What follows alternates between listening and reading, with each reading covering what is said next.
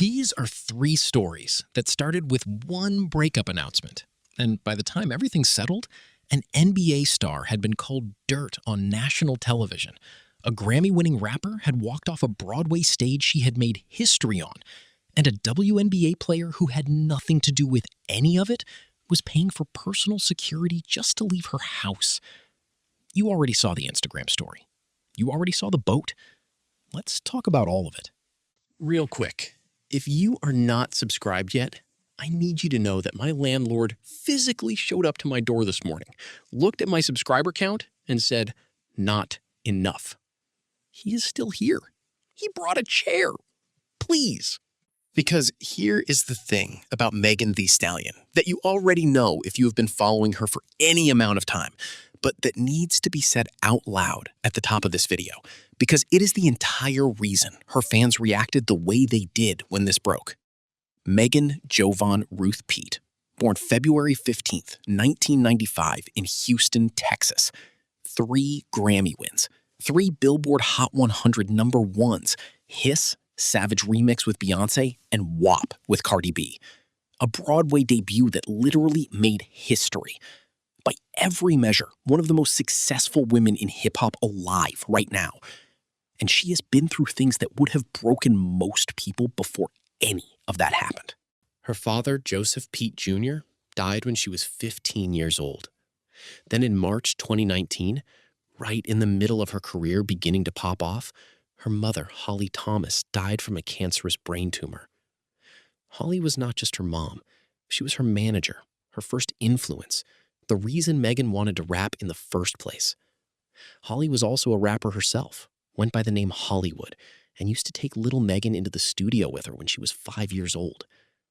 Megan has described spending every day at the hospital, sleeping there, praying for a recovery that never came. She made the decision to take her mother off life support. 2 weeks after Holly died, Megan's great-grandmother, another one of her primary caregivers, died in the same month. By the time she was 24 years old, she had no parents and no great-grandmother. Everyone in the generation above her who had raised her was gone. And she said it herself in an Apple Music interview years later, still crying about it. "I didn't even have to think about too many things when my mama was with me. I feel like it is just recently that it's clicking to me. Who can I ask anything to?" That line. That is the line you need to carry into everything that follows in this video. Because the Pete and Thomas Foundation, the charity she founded, the gala where she and Klay first went public, she named it after her mother, Holly Thomas, and her father, Joseph Pete. The event that launched this relationship was literally built around the people she had lost. She brought this man into something she built in honor of her dead parents. And what he allegedly did with that is what we are here to talk about. Your audience is not here for a basketball lesson, so I am going to make this fast. Klay Thompson, 36 years old, Dallas Mavericks. Before Dallas, 13 seasons with the Golden State Warriors, where he won 4 NBA championships and became one of the most decorated shooters in the history of the sport. He and Steph Curry were the Splash Brothers. If you know basketball even a little, you know the name. Here's what matters for this video specifically. The 2025-26 season, the one he played while dating Megan, was by every measure his worst professional season. Career low numbers across the board. Megan, in her Instagram story, mentioned his horrible mood swings during basketball season. Now you have the context for what that season actually looked like on his end. He has a boat. He names his boat after things he loves. In November 2025, he renamed his boat the SS Stallion, after her. He announced it publicly on his Instagram story.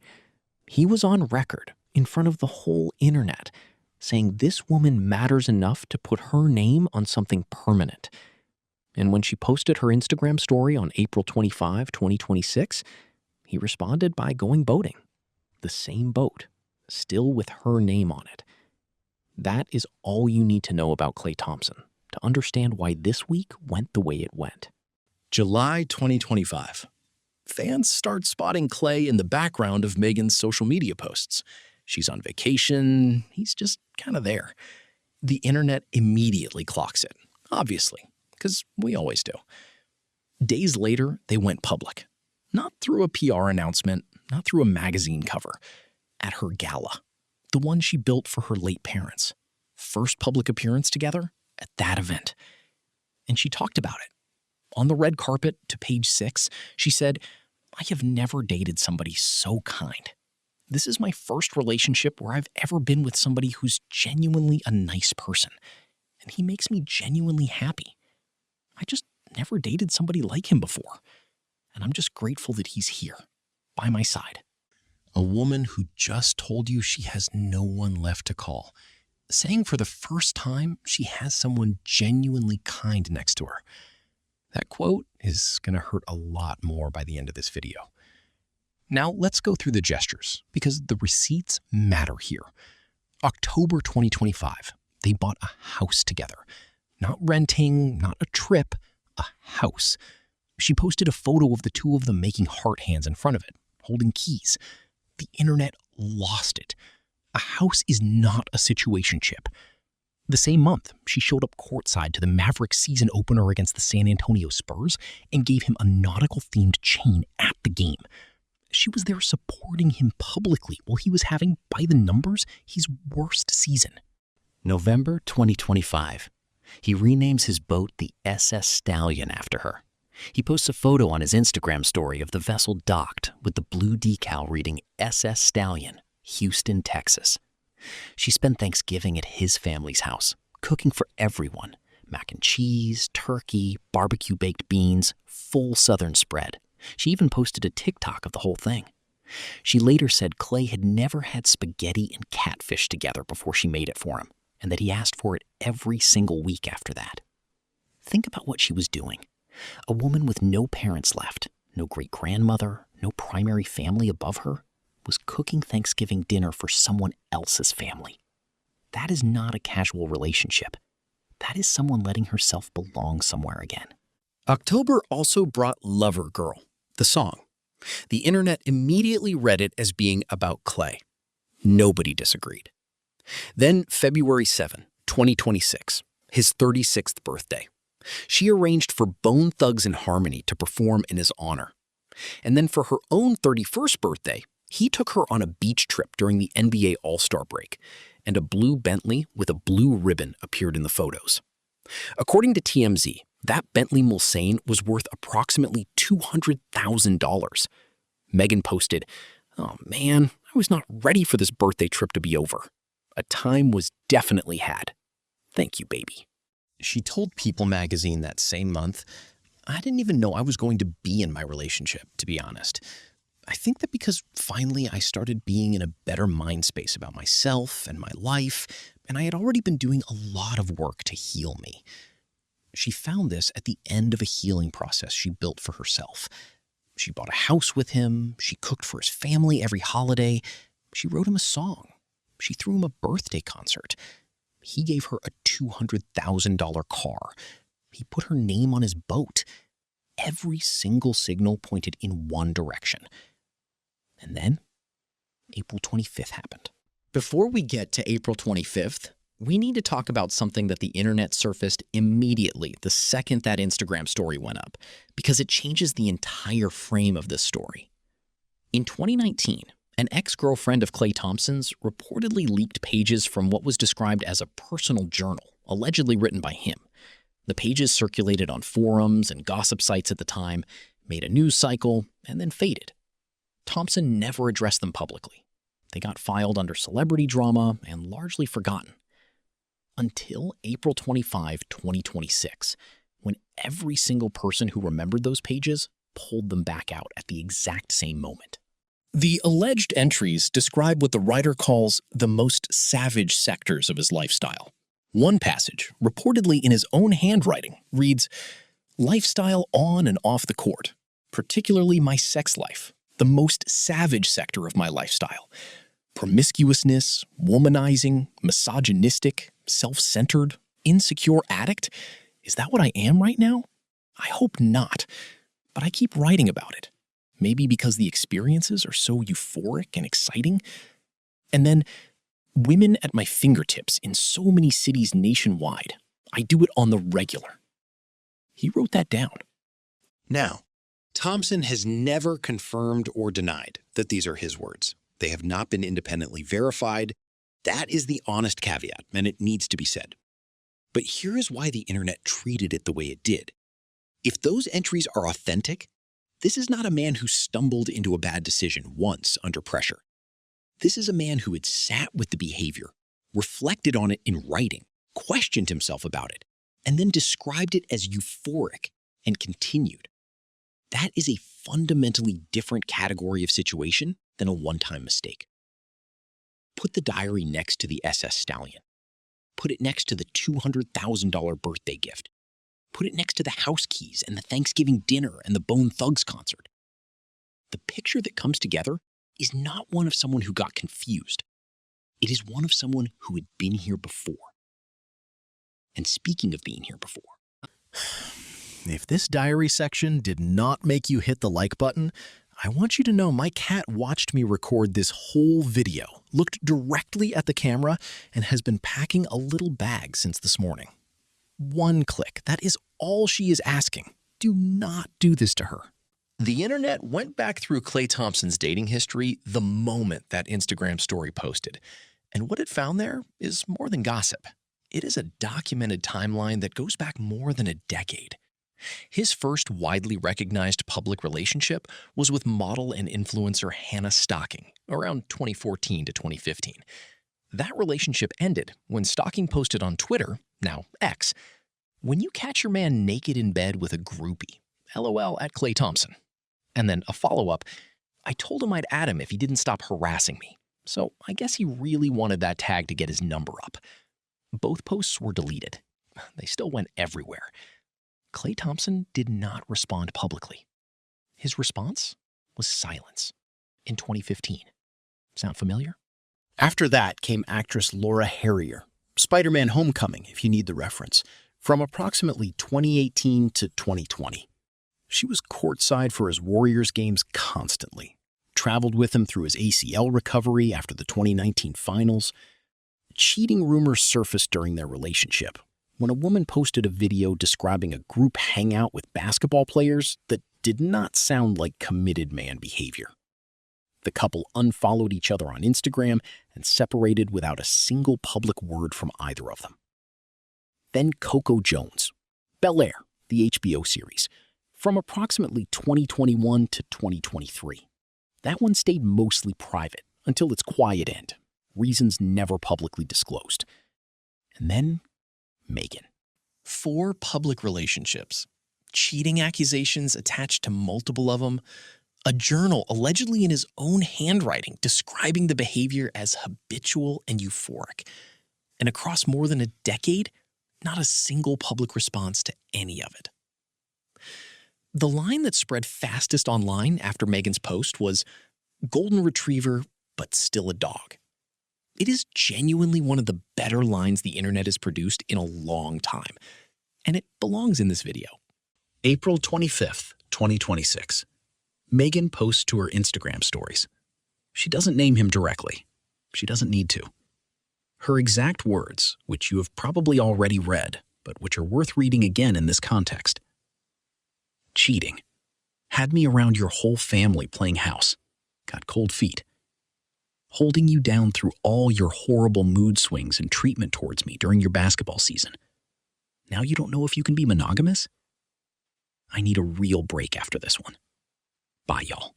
Every word is doing work. Cheating. Not we grew apart, not we wanted different things. Cheating. Around his whole family. The same family she spent Thanksgiving cooking for. Playing house. In the house they bought together with the keys photo on Instagram. Cold feet about monogamy. Not about timing, not about careers. About whether he could commit to being faithful to one person at all. After a $200,000 birthday gift. After the SS Stallion. After 10 months of being completely, publicly, documentably all in. The formal statement went to TMZ through her rep. I've made the decision to end my relationship with Klay. Trust, fidelity, and respect are non-negotiable for me in a relationship. And when those values are compromised, there's no real path forward. I'm taking this time to prioritize myself and move ahead with peace and clarity. No ambiguity anywhere in that statement. No, we wish each other well. No softening for anyone's benefit. She named the 3 values that were broken, said plainly there was nothing left when those go, and moved on. Klay Thompson's response to all of this was to go boating. He said he was back on the high seas.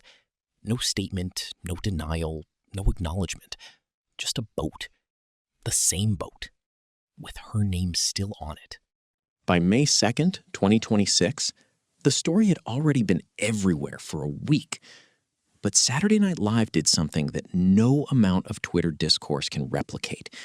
It took this conversation and put it on national broadcast television in front of a live audience.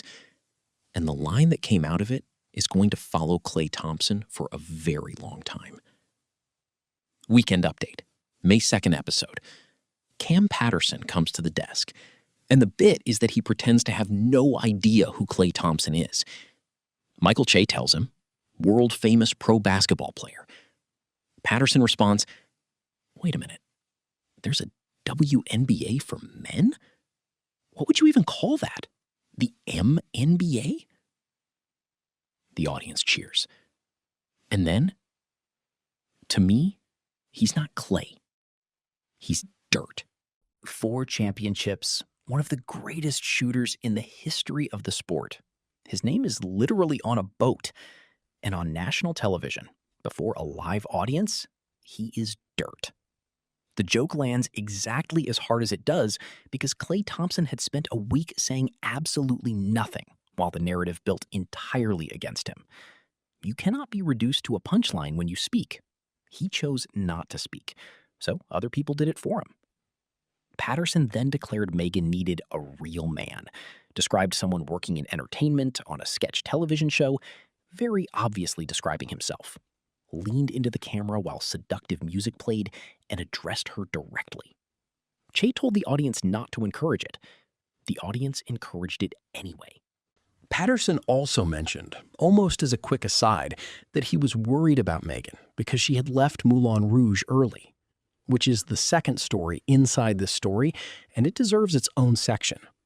Megan Thee Stallion was in the middle of something genuinely historic when all of this happened to her, and the way she handled it says something real about who she is. She was playing Zidler in Moulin Rouge the musical at the Al Hirschfeld Theater on Broadway, and she was the first female-identifying performer to ever play that role in any production of Moulin Rouge, anywhere. The role had always been male. She walked in and made it hers. Originally scheduled from March 24 through May 17, 2026. Before the breakup even went public, Megan had already been hospitalized mid-performance in April. Her rep confirmed it. Extreme exhaustion, dehydration, vasoconstriction, low metabolic levels. She was treated and discharged. Her understudy Patrick Clanton covered the show she missed. Broadway is 8 performances a week, in costume, at full energy. And she was doing that while also carrying a music career, a public profile, and a relationship quietly collapsing behind everything. Then April 25 happened. The story went everywhere overnight. And Megan Thee Stallion was still scheduled to perform at the Al Hirschfeld Theater that same week. There is video of her breaking down in tears during a curtain call. She stayed on that stage and finished the show anyway. WNBA star Angel Reese posted publicly to acknowledge it, praising her for continuing to perform through something that would have stopped most people entirely. 2 days after the breakup announcement, April 27th, she released a statement about the show. Warm, gracious, full of genuine appreciation for the cast and crew. And then the bottom line. Unfortunately, my last performance on Moulin Rouge the musical will be May 1st. Originally May 17, now May 1st. 2 weeks early, no public explanation beyond kindness toward the people she worked with. Her understudy took over from May 2nd through May 17. The show itself is extended and runs through August 30, 2026. May 1st, her final night, Cardi B was sitting in that audience. Whatever the history between them, she showed up. And May 1st was the last time Megan Thee Stallion stood on that Broadway stage, a role she made history in, that she performed through a hospitalization, that she performed through a viral public betrayal, before leaving quietly with more dignity than the situation ever gave her. And now we need to talk about the person in this entire situation who had nothing to do with any of it, did not choose to be in this story, and is still, right now, the only person publicly defending her own name. Lexie Brown, guard for the Seattle Storm, 31 years old, daughter of Dee Brown, the former NBA player who won the 1991 slam dunk contest with the Boston Celtics, who has described watching this happen to his daughter as debilitating. Lexie was the 9th overall pick in the 2018 WNBA draft, won a championship with the Chicago Sky in 2021, and has played For the last 3 years, she has also been fighting Crohn's disease. She first developed it while playing for the Los Angeles Sparks in 2023, lost 30 pounds, had multiple surgeries, and watched people publicly question her work ethic and her talent while she was just trying to stay healthy enough to play. Going into the 2026 WNBA season, a healthy body and a roster spot she had fought for were what she was focused on. That was the whole plan. New season, new chapter, prove herself. And then April 25 happened, and an unverified social media account decided her name was going to be part of this story. The account claimed, with no verified receipts, that Lexie had allegedly shared private messages about Klay on her Instagram close friends list, and that Thomson had told her his relationship with Megan was just for publicity. None of that has been verified. It came from an anonymous account. But that did not matter, because Klay Thompson's Instagram then unfollowed Lexie Brown, and Lexie made her account private. The internet read both moves as confirmation. The unfollow and the private account were treated as guilt, and from that moment, Lexie Brown was the named third party in this story, with no way to stop it. She put a statement on her Instagram stories as fast as she could. I've seen what's been said online, and I want to be clear. None of it is true, and I have no involvement in this situation. She turned off her comments. She deleted the apps off her phone. And then she waited for someone who actually knew the truth to say something. That person never came. She told Fox News Digital, I had a game to focus on, and I quite literally did not have time to handle that. And in the back of my mind, knowing 100% what was being said was false, that surely somebody would step in and say, no, this is a lie. Please point your finger somewhere else, or don't point them at all, but don't point them at Lexie. It didn't happen. 3 to 4 days of that silence passed, and while they passed, Lexie Brown started receiving death threats. Threats on her life, threats on her health. Her family received threatening messages. The situation escalated to the point where she had to hire personal security to travel with her anywhere she went. A WNBA player, managing a serious autoimmune disease, entering a new season she had sacrificed years of her health to get back to, now had to pay for bodyguards because an anonymous account posted an unverified claim, and 2 people who knew the truth chose not to correct it. She also acknowledged that the anxiety of the situation was a physical threat given her Crohn's disease. A flare-up was a real possibility.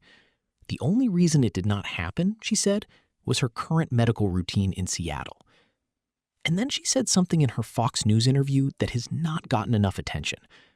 There's this massive outcry for protecting Black women, and nobody has mentioned Lexie Brown's name in any of those conversations. And the fact that I'm still the only one that is defending my name, I just have no idea how to process that. Sit with that. The conversation around this entire story centered on protecting Megan. That conversation was valid in many respects. Megan had been through a real betrayal, and the internet response to her was often ugly and misogynistic. But Lexie Brown is also a black woman. She was also being harassed and threatened. And the same people loudly rallying to protect black women were in many cases the same people sending Lexie Brown death threats. She was direct about both Klay and Megan. She did not let either of them off the hook. I wouldn't have minded if either one of them came out and said it, because at the end of the day, they're the ones that are in the relationship. They're the ones who are communicating with each other. So one of them, if not both of them, know that it was not me. Both of them. She named both of them. Megan never publicly identified Lexie by name. That is true, and it matters. But Lexie's point stands. Both of them knew the truth. And while she was hiring security and her father was calling the experience debilitating, neither said her name to fix it. As of right now, Klay Thompson has addressed none of this publicly. And Lexie Brown is still the only person who has publicly defended Lexie Brown. Drop a comment telling me who you think needs to speak up first, Klay or Megan.